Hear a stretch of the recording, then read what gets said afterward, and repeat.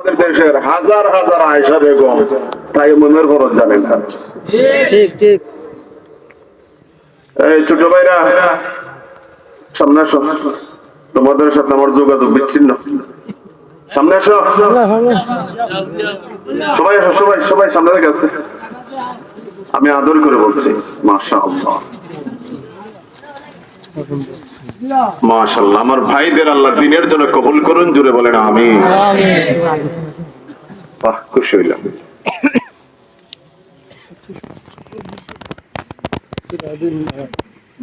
কিছু শোনাইতাম নি ভাইয়া, আপনার আর ইচ্ছা আছে না শোনা? কই আপনার আর আগ্রহ আছে তো? বলেন আলহামদুলিল্লাহ। মুখটা বন্ধ রাখবেন না, জোরে বলেন আলহামদুলিল্লাহ। আলহামদুলিল্লাহ। বাহ, আন্তরিকতা ভিন্ন একটা জিনিসের না। যদি আন্তরিকতা থাকে তাহলে আল্লাহ আমার জবান দিয়ে আপনাদের জন্য ভালো কথা বের করে দেবে। আয়েশা সিদ্দিকা রাদিয়াল্লাহু তাআলা, তিনি একজন নারী, কিন্তু ইসলামের উপর তার এত পাণ্ডিত্য, সাহাবায়ে কেরাম যেখানে আটকা পড়েন সেখানে আয়েশা উদ্ধার করে দেন। সুবহানাল্লাহ। তবে আশার বাণী হলো হেদায়াতুল উম্মাহ, এই ধরনের যত মহিলা মাদ্রাসা আছে আমাদের এই সকল মাদ্রাসার টাইটেল পাস করা মেয়ে হওয়া লাগবে না। নুরানি তৃতীয় শ্রেণী পর্যন্ত যে মেয়েরা পড়েছে এদেরকে যদি বলেন ওযুর বরস কয়টা, গোসলের বরস কয়টা, তায়াম্মুমের বরস কয়টা, শুধু কয়টাই শোনাবে না, তায়াম্মুম কেমনে করা লাগে প্র্যাকটিক্যালে দেখাইয়া দিবে। কথা বলে ঠিক নেই? এখানে এগুলা নিয়ে চর্চা হয়। আইএ পাস, ডিগ্রি পাস অনেক মেয়েরা তায়াম্মুমের ফরজ জানলেও কেমনে করা লাগে জানেন। এই প্রসঙ্গে কথা বললে মনে পড়ে একটা মেয়ে জিন্দাবাজার মহিলা কলেজে পড়ে ডিগ্রিতে, কত ট্যালেন্ট। তার বিয়ার আলাপে ছেলের পক্ষ থেকে একটা মেয়ে আসছে, মেয়ের জিজ্ঞেস করবে, তো জিজ্ঞেস করছে আচ্ছা আপনি বলেন তো গোসলের ফরজ কয়টা? আমি আপনাদের জিজ্ঞেস করি, যে মেয়েটা জিন্দাবাজার মহিলা কলেজের মতো এত উন্নত মানের একটা শিক্ষা প্রতিষ্ঠানে পড়ে, এই মেয়েটা তো ল না, এই মেয়েটা তো যথেষ্ট এলাট, অথচ এই মেয়ের যে প্রশ্ন করা হলো এটা কি বেশি কঠিন প্রশ্ন? একটা উপযুক্ত মেয়ে গোসলের ফরজ জানা দরকার আছে না? রাত পড়লে তার বিয়ে হবে। এখন গোসলের ফরজ কয়টা মেয়েটা বলতে পারতেছে না। মেয়ের বাবা কইটা কি প্রশ্ন বলতো, আমার মেয়ে কলেজে পড়ে, আমার মেয়ের জিজ্ঞাসায় জাতিসংঘের মহাসচিবের নাম কি, আমার মেয়ের জিজ্ঞাসায় আমেরিকার প্রেসিডেন্টের নাম কি, রাশিয়ার প্রেসিডেন্টের নাম কি, চীনের প্রেসিডেন্টের নাম কি, উত্তর কোরিয়া দক্ষিণ কোরিয়ার প্রেসিডেন্টের নাম কি, এগুলো না জিজ্ঞেস করবেন গোসলের ফরজ কয়টা? এটা একটা প্রশ্ন হইল? আমি আপনাদের জিজ্ঞেস করি, কোন মুসলমানের বড় চলার কিছু নয়। কোন মুসলমানের মেয়ে যদি রাশিয়ার প্রেসিডেন্টের নাম জানে না, এটা সমালোচনার কিছুই নয়। কিন্তু মুসলমানের প্রাপ্ত বয়সের মেয়ে যদি গোসলের ফরজ জানে না, এটা পুরাটাই লজ্জার। কথা বলে ঠিক না?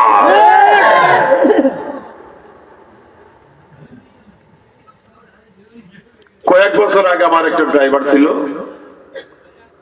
তো বর্তমান ড্রাইভারটা এবার উঠছে আমার ওই এক ভাতিজার দূর সম্পর্কে। তো কয়েক বছর আগের যে ড্রাইভার, সে বিয়ে করল। বিয়ে করার পরে আমার সাথে আমার কেন জানি মনে বললো, পোলাটা তো আর মাদ্রাসা শিক্ষিত না, বিয়ে শাদী করছে, আমার গাড়ি চালায়। আমি তারে বললাম, বেটা বিয়ে শাদী করছিস রে, গোসলের ফরজ কয়টা? আমি ফুকুরও গোসল করি।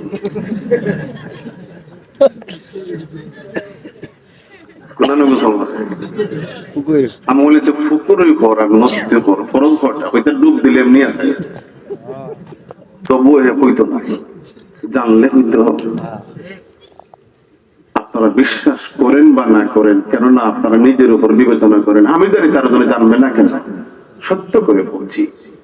হাজার হাজার ছেলেরা আছে যারা ইসলামের মৌলিক জ্ঞান যেটা ফরজ, তালাবুল ইলমি ফরজ, যেটা বুখারী শরীফ পড়া ফরজ না, কুরআন শরীফের তাফসীর পড়া ফরজ না, মুসলিম শরীফ পড়া ফরজ না, মাদ্রাসায় সর্বোচ্চ ক্লাস পর্যন্ত পড়া ফরজ না, তবে মুসলমানের সন্তান হিসাবে কিছু জিনিস জানা আপনার উপরে ফরজ, বাধ্যতামূলক জানতেই হবে। এই জন্য কোরআন আল্লাহ বলেন, قل هل يستوي الذين يعلمون والذين لا يعلمون إنما يتذكر أولو الألباب। আমার আল্লাহ বলেন, নবী আপনি বলুন, যারা জানে আর যারা জানে না তারা সমান না। উত্তর না দিলে হবে না। যারা জানে না আর যারা জানে এরা সমান, যারা আলেম যারা আলেম না ওরা সমান। যেই সকল মেয়েরা দিন জানে না, যেই সকল মেয়েরা দিন জানে, যেই সকল মেয়েরা ইসলাম জানে না, যেই সকল মেয়েরা ইসলাম জানে ওরা সমান না, কখনো সমান হয় না।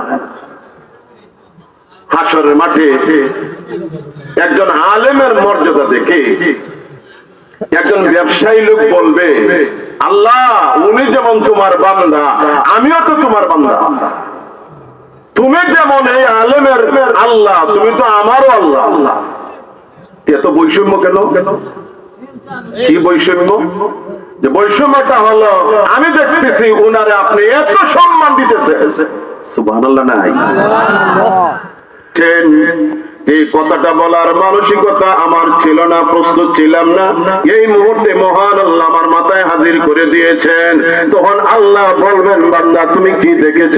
আমি দেখেছি এই লোকটাকে আপনি অনেক অনেক সম্মান দিয়ে রেখেছেন।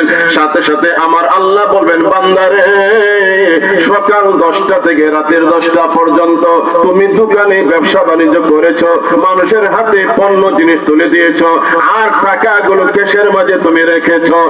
আর আমার এই বান্দা উনি আলেমে দ্বীন, সকাল 10টা থেকে সারাটা দিন ছাত্রদেরকে কোরআন শিক্ষা দিয়েছেন।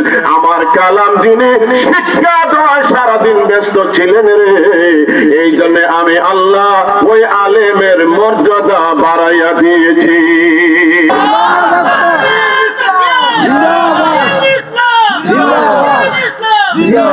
আমার ভাই না বোঝার কারণে দেশ ভয়ঙ্কর ফিতনা চলে।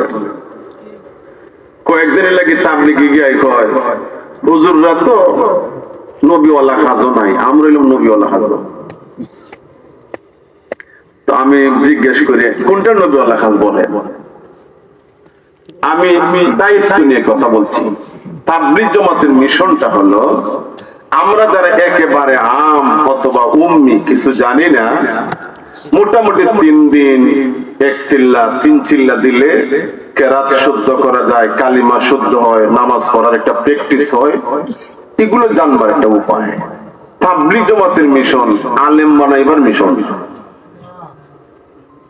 কথা কি ভুল বললাম?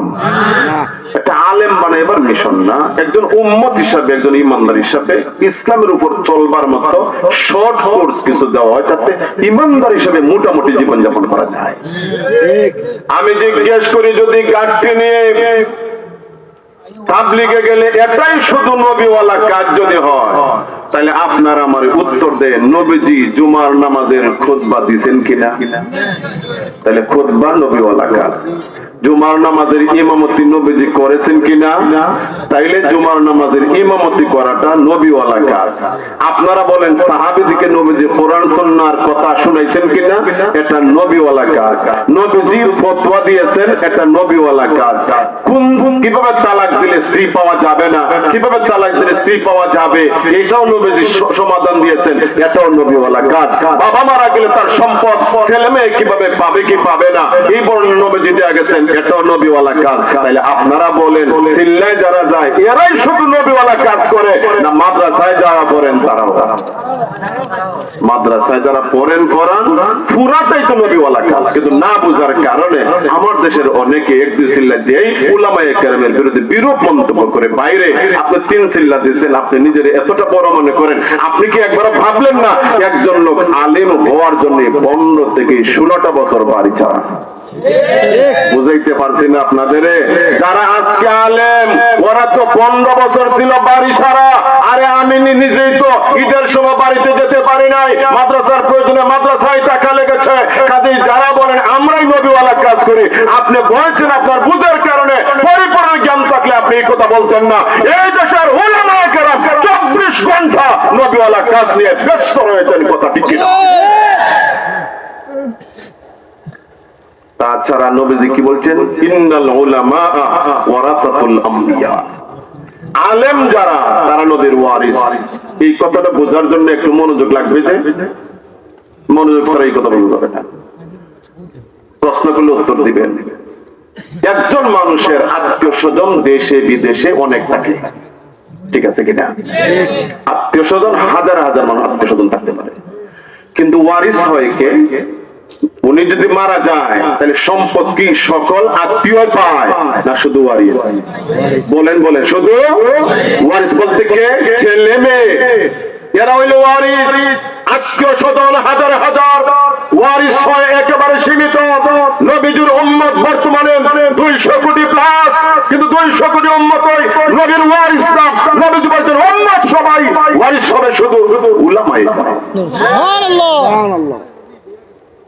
কারো কাছে ভালো লাগলো সত্য, ভালো না লাগলো সত্য, কথা বলছেন নবীজি, জোরে বলেন সুবহানাল্লাহ। তাই তো আল্লাহ বলেছেন যারা আলেম যারা আলেম না ওরা কখনো সমান হতে পারে না।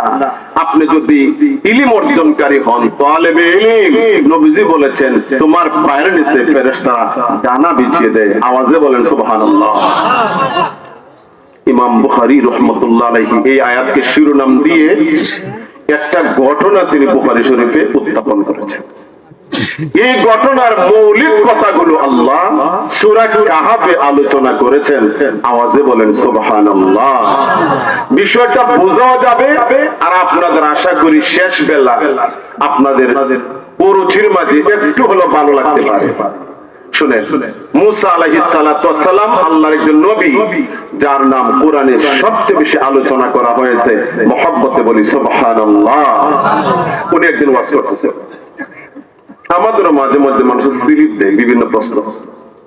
মুসা আলাইহিস সালামের একজনে বলল, মুসা আপনি তো আল্লাহর নবী, বর্তমান জমানায় সবচেয়ে বড় আলেম কে? মুসা আলাইহিস সালামের জানা মতে এর চেয়ে বড় কোনো আলেম নাই। তাই তিনি সহজভাবে অবলীলায় বলে ফেললেন আমি সবচেয়ে বড় আলেম। যেহেতু নিজের জানা মতে আর কোন বড় আলেম কেউ ছিলেন না, হিসাবে উত্তর ছিল রাইট। কিন্তু আল্লাহর পছন্দ হলো এইভাবে বলা, পৃথিবীতে সবচেয়ে বড় আলেমকে আল্লাহ ভালো জানেন, সুবহানাল্লাহ। কিন্তু মুসা নিজের কথা নিজে বলাটা, তিনি তো অনেক উপর লেভেলের মানুষ, যে কারণে আল্লাহর পছন্দ হয় নাই। সাথে সাথে আমার আল্লাহ ওহী নাযিল করে বলে, হে নবী মুসা, না না না, আমার আরেকজন বান্দা রয়েছেন, আমি আল্লাহ তার এমন রহস্যময় ইলম দান করেছি যে ইলম আল্লাহ, আমি আল্লাহ তোমাকেও দান করি নাই, তোমার তাকে রহস্যময় জ্ঞান আমি আল্লাহ তারে বেশি দান করেছি। এখানে আমার কথা। আল্লাহর নবী মুসা আলাইহিস সালাম শরীয়তের নবী, একাধারে নবী, একাধারে রাসূল। শরীয়ত পরিচালনার জন্য যতটা ইলমের প্রয়োজন আমার আল্লাহ তারে দিয়েছেন। একজন ইমাম সাহেব ইমামতি করার জন্য যতটা ইলম আছে, ডাক্তারি জ্ঞান এটা আলাদা, ইঞ্জিনিয়ারিং এটা আলাদা, প্রফেসর এটা আলাদা। মুসা আলাইহিস সালাম নবী হিসাবে, রাসূল হিসাবে যতটা ইলমের প্রয়োজন আল্লাহ ততটা দিয়েছেন। কিন্তু আল্লাহর আরেকজন বান্দা, আল্লাহ বলছেন তার রহস্যময় জ্ঞান, আলাদা বিদ্যা আমার আল্লাহ তাকে দান করেছেন। মুসা আলাইহিস সালাম ওই ইলমের কোনো প্রয়োজন নাই। যেমন একজন ইমাম সাহেবের ডাক্তারি জ্ঞানের কোনো প্রয়োজন নাই, একজন ইমাম সাহেবের ইমামতির জন্য ইঞ্জিনিয়ারিং জ্ঞানের কোনো প্রয়োজন নাই। সাথে সাথে আল্লাহর নবী মুসা আলাইহিস সালাম বলে, হে আল্লাহ, আপনার ওই বান্দার লোকেশনটা আমারে দেন। আপনার বান্দা যেখানে থাকে না কেন, ওই বান্দার কাছে যাই আমি মুসা ইলম হাসিল করতে চাই। এখান থেকে বোঝা লাগবে ইলম অর্জনের স্পৃহা, ইলম অর্জনের আগ্রহ। খেয়াল করুন, ইলম অর্জনের স্পৃহা, ইলম অর্জনের আগ্রহ। আমি কিন্তু বুঝে বলছি ইমাম সাহেবের ডাক্তারি জ্ঞানের প্রয়োজন নাই, মুসা আলাইহিস সালামের কোনো প্রয়োজন না, কিন্তু এরপর মুসা আল্লাহর বলেন আপনি আমারে বলেন ঠিকানাটা, আপনার বান্দা কোথায় আছে, আমি মুসা কালিমুল্লাহ রাসূলুল্লাহ নবিউল্লাহ, এরপর আপনার বান্দার কাছে যাইয়া আমি ইলম অর্জন করব। সুবহানাল্লাহ বলে আমরা ইলম আছে কি, আছেটা কি আমাদের, কিন্তু ইলম অর্জনের স্পৃহা নাই। আশেপাশে মাহফিল হইলে আমরা দেখি বোঝা যায় মাহফিলটা ডাইলে বড় হইবার লাগে, কথা বলেন না? দোকানে গিয়া দেখেন বইয়া উবাইয়া কত সিস্টেমে খানি চলে, অথচ ওয়াজ মাহফিল দাঁড়িয়ে খাওয়া ইসলামে পছন্দ আছে, কথা বলেন না ভাই? একটা দিনই মাহফিলের উদ্দেশ্যে বাড়ি থেকে নিয়ত করে আপনি আইয়া নগদে বিয়ামল, নগদে ইসলামের তরিকার বাহিরে দাঁড়ায় দাঁড়ায় আপনি খাইতেছেন, অথচ আসছেন মাহফিল। এই জন্য মাহফিলকে মূল্যায়ন করে এখান থেকে শিখবার প্রত্যাশা থাকতে হইব যে আমি এখান থেকে দেখি কিছু ইলম অর্জন করতে পারি কিনা, এমন আগ্রহ আমাদের টাকার প্রয়োজন আছে না নাই? শুনেন, সামনে যথেষ্ট কথা আছে। আল্লাহ বলেন মুসা, তুমি যদি আমার এই বান্দার কাছে যেতে চাও তাইলে তুমি একটা মাছ ভাজা করে নিবা এবং ক্ষুধা লাগলে ভাজা মাছ থেকে খাইবা, আর লক্ষ্য করবা এই ভাজা মাছটা যেখানে জিন্দা হবে সেখানে মাজমা আল বাহরাইন, দুই সমুদ্রের মোহনা, দুই সমুদ্রের মিলনস্থল, দুইটা লক্ষণ, দুইটা সিমটম, একটা হলো দুই সমুদ্রের মিলন, আর একটা হলো ভাজা মাছ জিন্দা হওয়া। এই দুইটা জিনিস যেখানে এক জায়গায় পাওয়া যাবে সেখানেই আমার মায়ার বান্দারে পাওয়া যাবে। আল্লাহর নবী মুসা আলাইহিস সালাতু ওয়াস সালাম উনার খাদিম ইউশা ইবনে নুন খাদিম রে বললেন, খাদিম রে আল্লাহর একজন মায়ার বান্দার সন্ধান পাওয়া গেছে যাকে আমার আল্লাহ রহস্যময় বিশেষ জ্ঞান দান করেছেন, আমিও ওই বান্দার কাছে যেতে চাই, তুমি আমার সঙ্গে হইবা। প্রয়োজনে যুগের পর যুগ, বছরের পর বছর আমরা হাঁটবো, আল্লাহর বান্দার সাক্ষাৎ না পাওয়া পর্যন্ত আমাদের হাঁটা অব্যাহত থাকবে। সুবহানাল্লাহ। কত দূর, যত দূর হয় না কেন, কোরআনের শব্দ, যুগের পর যুগ আমি হাঁটবো, এরপর আল্লাহর বান্দার কাছে যাইয়া উনাকে কি ইলমটা দিবেন এটা আমার শিখতেই হবে। চিল্লায়া বলেন মারহাবা।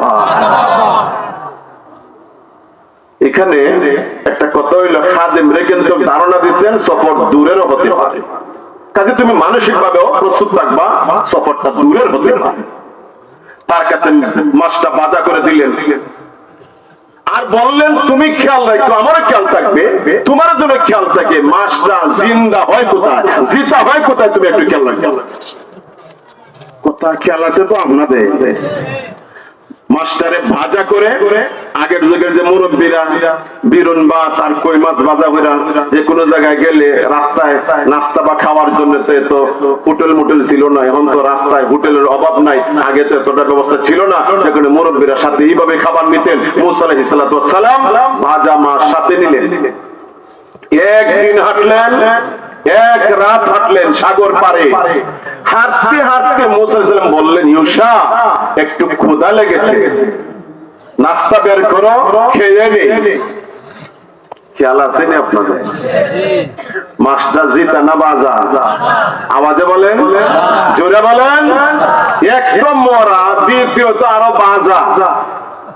এটা বের করলেন, দুইজনে খাইলেন, এরপর মাছ ফুরাইল না, এতে বোঝা যায় মাছটা ছোট আছে। মাশাআল্লাহ, মনোযোগ টেস্ট করলাম আপনাদের। খাওয়ার পরে মুসা আলাইহিস সালাম বললেন, একটু ক্লান্তি লাগে, আমি একটু বিশ্রাম করি। এই কথা বলে আমার দিকে চাইলেন, মুসা আলাইহিস সালাতু ওয়াস সালাম একটা পাথরকে মাথার নিচে রেখে শুয়ে পড়লেন। সুবহানাল্লাহ। ইউশা ইবনে নুন বলেন, হে পৃথিবীর মানুষ, মুসা আলাইহিস সালামের ঘুম লেগে গেলেও আমার ঘুম লাগেনি, আমি সজাগ। হঠাৎ করে দেখি ব্যাগের ভিতরের ভাজা মাছটা জিন্দা হয়ে গেছে। মাছটা জিন্দা হয়ে মেঘের ভিতর থেকে নিজে নিজে বের হয়ে গেল। এরপরে সাগরে চলে গেল। ছোটবেলায় দুষ্টুমির কথা মনে পড়ে। কম বেশ সকলেই নদীর পারে পুকুর পারে যাদের বাড়িঘর আছে গাছের ডাল থেকে লাফ দিয়ে বর্ষার পানিতে পড়তে কতই না আনন্দ। এক জায়গায় ডুব দিয়ে আরেক জায়গায় যাইতে কত না আনন্দ। কিন্তু ডুব দিয়ে গেলেও ভালো করে খেয়াল করুন, পানির সাথে সাথে মিলে যায় মাটির নিচের গর্তের মতো সুরঙ্গ পথ থাকে না। আপনি ডুব দিয়ে যাওয়ার সাথে সাথে পানি একাকার হইয়া যায়, দুই দিকের পানি মিলে যায়। কিন্তু আল্লাহর কুদরতের মহিমা। ইউসা ইবনে নুন বলে, ও দুনিয়ার মুসলমানেরা, আমি যেদিকে মাছটা সাগরের ভিতরে যেইভাবে চলে গিয়েছে পানি একাকার হয় না, মিলে না, পানির ভিতরে একটা সুরঙ্গ রাস্তা হয়ে গেছে।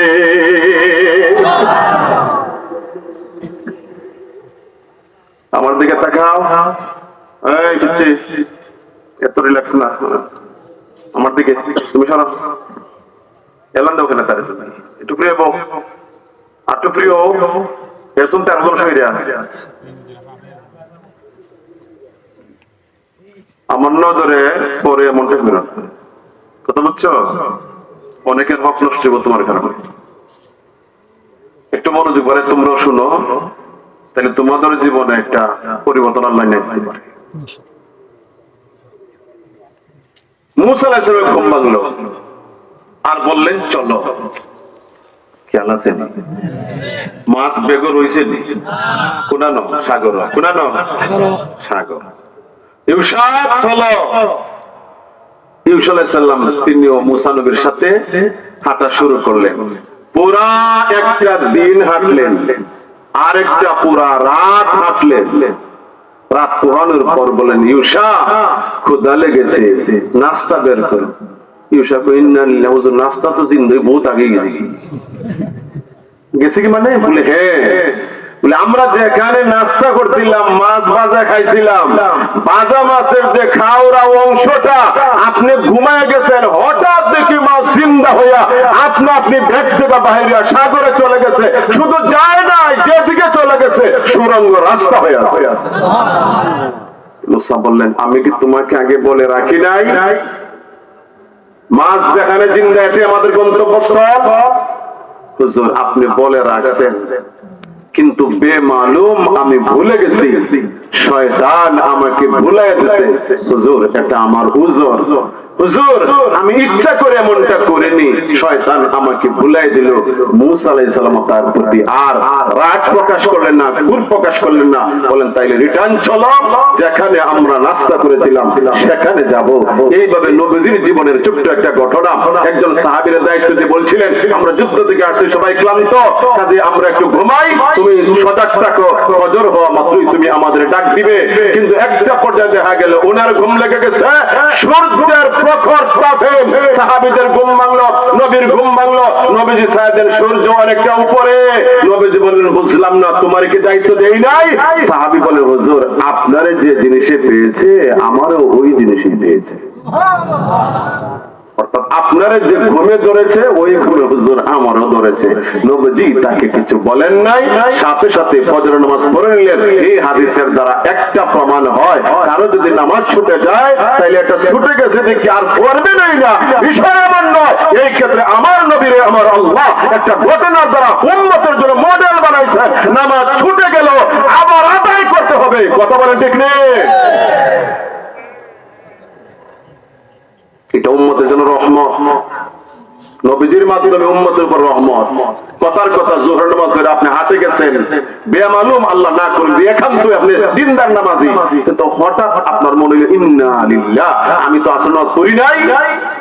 নবীজি বলেন, যখন স্মরণ হয়েছে সাথে সাথে পড়ে নাও। সুবহানাল্লাহ। রাত্রে ঘুমিয়ে গেছেন, নিয়মিত ফজর পড়েন, আজকে কেন জানি আপনার মোবাইলে অ্যালার্ম দিল না, অথবা আপনি নিয়মিত ঘুম ভাঙে, আজকে কেন ঘুম ভাঙলো না? ঘুম যখন ভাঙলো সকাল 8:30, নবীজি বলেন কোন সমস্যা নাই, ঘুম এটা তোমার উসর, আল্লাহ তোমার ঘুম পাড়াইছে। যখন ওই জাগছো তখন ওই ফজর। দূরে বলেন সুবহানাল্লাহ। ইসলাম সহজ, ইসলামকে কঠিন করা যায় না। তাইলে আরেকটা মাসালা বলি, একবারে চূড়ান্ত পরিষ্কার হবে। নবীজি বলেন রমজান মাসে একজন মানুষ রোজা রাখলো নিয়ত সহি, নিয়মিত রোজা রাখে, তো পয়লা রমজানে কিছু অসুবিধা হয়। কিছু কিছু মানুষ ঘুম থেকে উঠে বিড়ি অসুবিধা, উঠে বিড়ি টানা শুরু দেওয়ার রোজা। তো আমি যার কথা বলবো বিড়ি না, নবীজি হাদিসের বুখারী শরীফ হাদিস আছে, নবীজি বলেন রোজা রমজানের দিনে অথবা যে কোনো সময় রোজা অবস্থায় কারো যদি রোজার কথা একেবারেই মনে থাকে না, আদৌ রোজার কথা মনে নাই, একেবারে ভুলে কেউ যদি খেতে খেতে একেবারে বোল খালি হইরা ফেলায়, ডিশ খালি হইরা ফেলায়, টিফিন বাড়ি একবারে খালি হইরা ফেলায়, নবীজি বলেন তোমার রোজা ভাঙ্গে নাই আর তুমিও খাও নাই, স্বয়ং আল্লাহ তোমারে খাওয়াইছে। সুন্দর হইরা সুবহানাল্লাহ বলেন। যেভাবে বলছি এইভাবে হাদিসের তরজমা এইভাবে।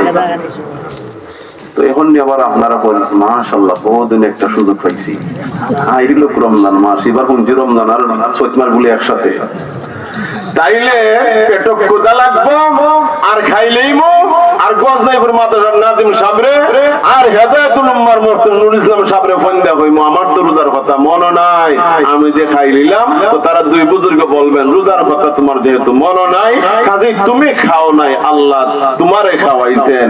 আপনি নুরুল ইসলাম সাবরে ধোঁকা দিতে পারবেন, ইমাম সাবরে ধোঁকা দিতে পারবেন, রমজান সাবরে ধোঁকা দিতে পারবেন, এই দেশের উলামায়ে কেরামরা ধোঁকা দিতে পারবেন, আল্লাহরে ধোঁকা দিতে পারবেন না। আপনার রোজার কথা মনে ছিল কি ছিল না দুনিয়ার কেউ না জানলো, জানেন কে? মাশাআল্লাহ বলে জানেন কে? আল্লাহ বলেন আইলো আমি বুঝে খাওয়াইছি, কথা ঠিক আছে না? তুই খাইলে রোজার কথা মনেও আছে, এরপরেও একজন আলেমের বিভ্রান্ত করলে আচ্ছা আইলো সময় মতোই দেখা হইব, কথা ঠিক আছে না? রোজার কথা আসলে যদি মনে না থাকে খাওয়ার দ্বারা রোজা ভাঙ্গে। আবারও বলছি রোজার কথা একেবারেই যদি মনে না থাকে তাহলে খাইলে পান করলে রোজা ভাঙ্গে। তবে যখন ওই রোজার কথা মনে হবে এরপর থেকে আর খাওয়া যাবে না, ভেঙে গেছে মনে করে খাইলে কিন্তু রোজা ভাঙবে। রোজার কথা মনে নাই খাইছেন, এটা ওজর, এটা ক্ষমার যোগ্য। জুরে মহব্বতে বলেন সুবহানাল্লাহ। আল্লাহর কত বড় ইহসান। মুসা আলাইহিস সালাম তার প্রতি রাগ করেন নাই, কথা মনে আছে নি? মুসা আলাইহিস সালাম তাকে নিয়ে আবারও একদিন হাঁটলেন, এক রাত হাঁটলেন। সকাল বেলা 24টি ঘন্টা রিটার্ন হাঁটার পরে তিনি যেই পাথরে মাথা দিয়ে শুয়েছিলেন ওই জায়গায় আসলেন। আসার পরে লক্ষ্য করে দেখেন মা যেদিকে গিয়েছিল সুরঙ্গ পথ, এমন সময় লক্ষ্য করে দেখেন যেভাবে ভেলা, কলা গাছের ভেলা পুরা এমনই ভাবে একটা রাজকীয় সিংহাসন সাগরের পানির উপরে, আর সিংহাসনের মাঝে চাদর গায়ে দিয়ে আল্লাহর ওলি শুয়ে রয়েছে। মুসা আলাইহিস সালাম সাগর পার থেকে সালাম দিলেন, আসসালামু আলাইকুম ওয়া রাহমাতুল্লাহ। কথা এখানে ওয়াজ, যার কাছে আসছেন তিনি নবী কিনা এটা নিয়ে দ্বিমত, তবে তিনি একজন ওলি। মুসা আলাইহিস সালাম নবী, মুসা আলাইহিস সালাম রাসূল, তিনি কালিমুল্লাহ, এর মাঝে কোনো সন্দেহ নাই। সেই হিসাবে মুসা আলাইহিস সালাম বাস্তব অর্থে বড় হওয়ার পরও তিনি আগে ভাগে সালাম দিলেন, চিল্লিয়ে বলেন সুবহানাল্লাহ। কাজেই তিনি আগে সালাম দেন, তার আত্মা অহংকার মুক্ত, জুড়ে বলেন মারহাবা। তবে সালাম বড় ছোটরে দিতে পারে, উস্তাদ ছাত্ররে দিতে পারে, মুরব্বী যুবককে দিতে পারেন, টিচার তার ছাত্রকে দিতে পারেন, মুর্শিদ তার মুরিদ দিতে পারেন, ইমাম মুসল্লি দিতে পারেন। অনুরূপভাবে স্বামীও তার স্ত্রীকে সালাম দিতে পারে, বরং দিলে এর মাঝে প্রীতি, মায়া, মমতা বৃদ্ধি হয়। নবীজি নিজের মেয়েকে সালাম দিয়েছেন, নবীজি স্ত্রীকে সালাম দিয়েছেন, নবীজি সাহাবায়ে কেরামকে সালাম দিয়েছেন। চিল্লে বলেন মারহাবা। পারবানি নিজের ওয়াইফের কাছে সালাম দিতে? ইনশাআল্লাহ কইলা না দেখি। নিজের স্ত্রীকে সালাম দেওয়া সম্ভব হইব নি? আমরা বহুত আগে সম্ভব হয়েছে, নতুন ভাবে সম্ভবের কোনটা না। আমরা কোন আইলো বলি আসসালামু আলাইকুম ওয়া রাহমাতুল্লাহ, স্ত্রীকে সালাম দিলে ইজ্জত কি কমে যায় কিনা? আওয়াজে বলেন ইজ্জত কমে যাইব কিয়া? বরং সালাম শান্তির দোয়া, তোমার উপর শান্তি বর্ষিত হোক। আপনার স্ত্রীর উপর শান্তি বর্ষিত হইতে কি আমরা জানি না? মাতুন্না দিগরি আল্লাহ, আপনার ওয়াইফের উপর আল্লাহর রহমত শান্তি বর্ষিত হইতো, এটা আপনি চাই না নে? উনি শান্তি দিলে তো আপনার শান্তি। সালাম দেওয়া তো সম্ভব হয় না, এটা আমার পরিবেশে নাই। দেখুন এটা লজ্জার বিষয় মনে করি। একবার ওয়াজ শুনে গেছে বউরও সালাম দেওয়া যায়, আর হুজুরে জিজ্ঞাসা সালাম দিবাই নাকি আজকে নগদে, বেচারা ইনশাল্লাহ হয়ে ওয়াদা হয়ে গেছে। ওর রাস্তাখালি চিন্তা করে ইনশাল্লাহ তো হয়েছি, ওয়াদা তো হয়ে রয়েছি, জীবনও সালাম পাইছিও না দিছিও না, আজকে কেমনে কি দেওয়া? দরজার সামনে গিয়া দরজা খুলো, বৃদ্ধা মহিলা স্বামীর জন্য দরজা খুলে দিছেন, আর এমনিতেই ওয়াদা অনুযায়ী বলছেন আসসালামু আলাইকুম ওয়া রাহমাতুল্লাহ। বেচারি তো জীবনও সালাম উনছে না, আজকে পয়লা সালাম উনছে, রাত বাজে 12:30। নাতিন জরিনা দেখে জরিনা তাড়াতাড়ি উঠতো, তাড়াতাড়ি বুঝে তুলছে। বেচারায় দিল সুন্নত আমল, দাদারে ভূতে ধরছে না সুন্নতে ধরছে? ভাই কথা বল না, কেন ভূতে ধরছে না সুন্নতে ধরছে? সমাজ ব্যবস্থাটা এমন না যুগ সুন্নতের উপর আমল হলে ভূতে ধরছে। নাউজুবিল্লাহ বলবেন না? মুসা আলাইহিস সালাম সালাম দিলেন, সেখান থেকে সালামের জবাব ওয়া আলাইকুম আসসালাম ওয়া রাহমাতুল্লাহি ওয়া বারাকাতুহু। আপনি কে? আমি মুসা। মুসা? মুসা আপনি? কোন মুসা? বনী ইসরাইলের নবী মুসা। ও, তা আপনি নির্জন দেশে কেন? এটা তো মানবের বসবাসের এলাকা না, আপনি এই এলাকা কেন আসলেন? হুজুর আমি আসছি, আল্লাহ বলছেন আপনার কাছে রহস্যময় জ্ঞান, বিশেষ একটা ইলম আপনার কাছে আছে, আমি ওই ইলমটা হাসিল করতে চাই। সুবহানাল্লাহ। যার কাছে আসলেন ওনার নাম হলো খাজির। কি নাম বললাম? আমতরকম উনার নাম বলে খিজির। ইমাম বুখারী রাহমাতুল্লাহ আলাইহি খার উপরে মোটা সোটা একটা জবর দিয়ে রেখেছেন, উচ্চারণ হবে খাজির বিফতে খা। খার উপরে জবর দিয়ে সমাজে উচ্চারণ হয় খিজির। এই লোকটার 110 বছরের বুড়া বেটা, আর বাপে মারছে, আর বাপে আল্লাহ মারছে, দাদারে তামুক দিছে। তাইলে দাদার বয়স আরো বেশি নাই, নাতি হয় দাদা কিতা বোঝা যায়, তাই শ্রীমঙ্গল বা নার শ্রীমঙ্গল যাওয়া লাগতো না। আল্লাহর জমিনে বয়সে বড় আরো আসুন দেখান। এই জন্য কোন বিষয় নিয়ে অহংকারী হতে নাই, দাম্ভিক হতে নাই, বরত্ব প্রকাশ করতে নাই। বরত্ব একমাত্র আল্লাহর শান। আওয়াজে বলেন ঠিক কিনা? দাম্ভিক অহংকারীকে আমার আল্লাহ কখনো ভালোবাসেন গেল। নৌকার মাঝি বলল হুজুর পকেটে হাত দিবেন না, যদিও আপনারা দুইজনে আমি চিনি না, কিন্তু আপনাদের লেবাসে চেহারা ছবিতে যা বুঝতে পেরেছি নিঃসন্দেহে আপনারা আল্লাহর মায়ার বান্দা। সুতরাং আমাকে নৌকার মাঝি হিসাবে ভাড়া দিতে হবে না, আমি যতই গরিব হই না কেন, আপনারা আল্লাহর মায়ার বান্দা, আপনাদের সেবাটাই আমার জন্য সৌভাগ্য। সুবহানাল্লাহ। আজও অনেক গরিব মানুষ আছে, হাত ছাড়ে না, না হুজুর একটা চা হয়ে যান হুজুর আছে না? আরে প্রতিটা দিন আমরা রাস্তার মাঝে এই সকল লোকগুলোকে ফেস করি। কত মহব্বত তাদের অন্তরে আলিমুল আমার প্রতি। এটা আল্লাহ প্রদত্ত নিয়ে হবে। যতই গরিব পরিবার হয় না কেন, ইমাম সাহেবের খানিকটা যখন পরে ঘরের মহিলা বলবে খেয়াল রেখে বাজার করা লাগবে, হুজুরের খানি আমরা পারি। মাছ আনার পরে বাচ্চারা ঝুল দেখাওয়া, এই দেশের মা চাষিরা স্বামীরা বাজি দেখাওয়ায়, হুজুরের জন্য মাছের বিষটা রেখে দেয়। এটা আজকে হালকের ভালোবাসাটা ইসলামের বিরুদ্ধে যতই শয়তানি আর চক্রান্ত করা হয় না কেন, আলেমুল আমার প্রতি উম্মতের মহব্বত এটা কখনো বিচ্ছিন্ন হবার নয়। কথা বলে ঠিক না? নৌকার মাঝে পাহাড়ে না, তখন যে বাড়া নেয় না কত সম্মান করলো। খেয়াল করেন এখন নৌকা থেকে নামবার সময় খিজির আলাইহিস সালামে হাতে তাহা লাঠি দিয়ে এমনি একটা দিয়া দিয়েছেন বা গা মারতেন, নৌকার নিচের তলা একদম ফাটাই দিয়েছেন।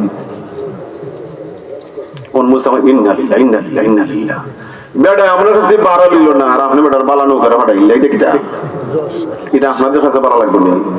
বুঝলাম না কথাটা। নৌকার মাঝে লইল না বাড়া, ওনা আপনি বেটার নৌকা ফাটাই জানি এটা কিটা বিবেক সম্মত কাজ হয়েছে? বুঝলাম না কথা। এটা বিবেক সম্মত কাজ হয়েছে নি? মুসা আলাইহিস সালাম তো আর সহ্য করতে পারতেন না, বলে আশ্চর্য কথা, বেটা লইল না বাড়া আর আপনি বেটার বালা নৌকার বাংলা, এটা কোন ধর্ম? খিজির বললেন আমি তোমার আগে হয়েছিলাম রে বাবা, তুমি খামোক্কা মনে ঝামেলা করবা। আমি তো আগে হয়েছি, আমার কাজ তোমার মনোভূত হবে না, এটাই তো আমার ইলম। আল্লাহ এমন রহস্য জ্ঞান আল্লাহ আমারে দান করেছেন। সুবহানাল্লাহ। আচ্ছা হুজুর আদিশটা পড়লাম, আর একটু সামনে গেলে গিয়া দেখেন ছোট ছোট ছেলেরা খেলাধুলা করে, একটা ছেলেরা ডেকে এনে খিজির আলাইহিস সালাম একটা আছাড় মারছে, শেষ, বাচ্চা মারা গেছে। মুসা আলাইহিস সালাম তো আর নিজের কন্ট্রোল করতে পারলেন না। লাকাদ জি'তা শাইআন নুকরা, কোরআন আল্লাহ বলছেন আপনি ডেঞ্জার পাপ করেছেন, মারাত্মক অন্যায় করেছেন, খুনের মতো একটা গর্হিত কাজ করেছেন। বাচ্চাটা কোনো দোষ করছে না কোনো বেয়াদবি করছে, একটা নিষ্পাপ মাসুম বাচ্চার আপনি হত্যা করলেন। খিজির বললেন আমি তোমার আগেই বলছিলাম রে বাবা, আমার কাজ তোমার পছন্দ হবে না, উল্টো পাল্টা মনে হবে, আমি তো আগেই বলছি। তুমি বললে ঝামেলা করবে, তো ঝামেলা করবে। হুজুর আর যদি ঝামেলা করি তা আমার বিদায় করে দিলে ঠিক আছে, এই শর্তে তোমার সাথে রাখলাম। আর একটু সামনে গেলেন, গিয়া দেখেন একটা গ্রাম। গ্রামবাসীর বলে ও গ্রামবাসী, আমরা বহু দূরের মুসাফির, আমাদের খানি দাও, পানি দাও। গ্রামের মানুষ এতটাই অসামাজিক, এতই নিষ্ঠুর, নিষ্ঠুর ভাবে উত্তর দিল আমরা দুঃখিত, আমরা কাছে খানিও নাই পানিও নাই। মুসলমান ফানিও না, না ফানিও নাই। মুসা নবীর মেজাজটা তো খারাপ হয়েছে। এমন সময় খিজির বলে মুসা ওই তো একটা ওয়াল বে হয়ে গেছে কি, আইও দুই ভাই মিলে সোজা কইরা তুমি। মুসা আপনি কে করো, আমি তাত নাই, কথা বুঝেন না? আস্তাটা গ্রাম না দিল খানি, না দিল পানি, ওখান বলে ওয়াল সোজা করতাম, এটা আপনার কাম, আপনি কে করো, ইজাত উল্টা পাল্টা কাম আমি নাই। খিজির বলে হাযা ফিরাকু বাইনি ওয়া বাইনিক, ও মুসা এবারে তুমি শর্ত ভঙ্গ করেছো, আর তোমারে সঙ্গে রাখা যায় না, এটা তোমার আমার বিচ্ছেদের জায়গা, এখান থেকে তুমি তোমার পথে যাবে, আমি আমার পথে যাব। তবে সংঘটিত তিনটি ঘটনা এই মুহূর্তে আমি ব্যাখ্যা দিব, ব্যাখ্যাগুলো শুনে নেন। এই চাদরওয়ালা উঠাই দিব।